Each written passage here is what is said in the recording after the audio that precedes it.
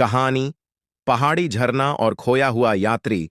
हिमालय की बर्फीली चोटियों के बीच उत्तराखंड के एक शांत गांव में एक तेज गति से बहता हुआ झरना था।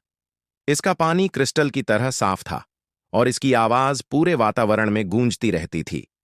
गांव के लोग इस झरने को पवित्र मानते थे और कहते थे कि इसके पास बैठने से मन शांत होता है। एक दिन एक शहर का रहने वाला यात्री, जिसका नाम आर्यन था, पहाड़ों में घूमने निकला।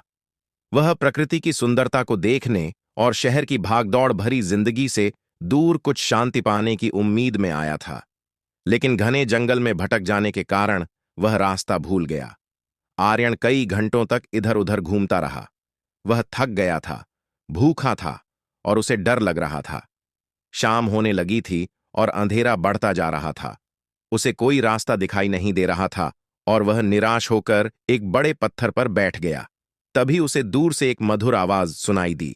वह आवाज झरने के पानी के बहने की थी। आर्यन में एक नई उम्मीद जगी। वह उस आवाज की दिशा में चलने लगा। पत्थरों और झाड़ियों से होते हुए आखिरकार वह उस झरने तक पहुंच गया। झरने का दृश्य बहुत ही सुंदर था। चांदी की तरह चमकता हुआ पानी ऊंचाई से गिरकर पत्थरों से टकराता और फिर नीचे शांत धारा में बह जाता था। झरने के आसपास हरी भरी घास और रंग बिरंगे फूल खिले हुए थे। आर्यन उस सुंदरता को देखकर अपनी सारी थकान भूल गया। उसने झरने का ठंडा पानी पिया और अपनी प्यास बुझाई। फिर वह एक शांत जगह पर बैठकर झरने की आवाज सुनने लगा। उस मधुर संगीत में उसे एक अजीब सी शांति महसूस हुई। झरने का लगातार बहना उसे जीवन की निरंतरता का एहसास दिला रहा था।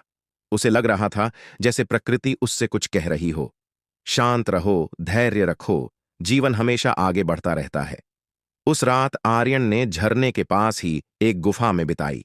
झरने की आवाज उसे लोरी की तरह सुनाई दी और वह गहरी नींद में सो गया। अगली सुबह जब वह जागा तो उसे तरोताजा महसूस हुआ। झरने के पास बैठने से उसके मन का सारा डर और निराशा दूर हो गई थी। सुबह की पहली किरणें जब पहाड़ों पर पड़ीं तो आर्यन ने झरने के पानी में अपना चेहरा देखा। उसे अपनी आंखों में एक नई चमक दिखाई दी।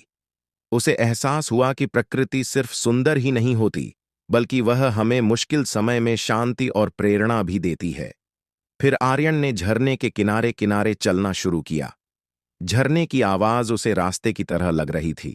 कुछ देर चलने के बाद उसे एक गांव का रास्ता दिखाई दिया। वह गांव में पहुंचा और लोगों से मदद मांगी। गांव वालों ने उसे सही रास्ता बताया और उसे भोजन भी दिया। जब आर्यन वापस शहर लौटा तो वह एक बदला हुआ इंसान था। पहाड़ों की सुंदरता और उस झरने की शांति ने उसके मन पर गहरा प्रभाव डाला था। उसने महसूस किया कि असली शांति बाहरी दुनिया में नहीं, बल्कि अपने भीतर होती है, जिसे हम प्रकृति के साथ जुड़कर महसूस कर सकते हैं। उस दिन से आर्यन ने प्रकृति के करीब रहने का और अपने मन की शांति को बनाए रखने का प्रयास किया। वह अक्सर शहर की भागदौड़ से दूर निकलकर किसी शांत जगह पर चला जाता और प्रकृति की आवाज सुनकर अपने भीतर की शांति को फिर से पा लेता। यह कहानी हमें सिखाती है कि प्रकृति की गोद में हमें न सिर्फ सुंदरता मिलती है, बल्कि मुश्किल समय में मार्गदर्शन और शांति भी मिलती है।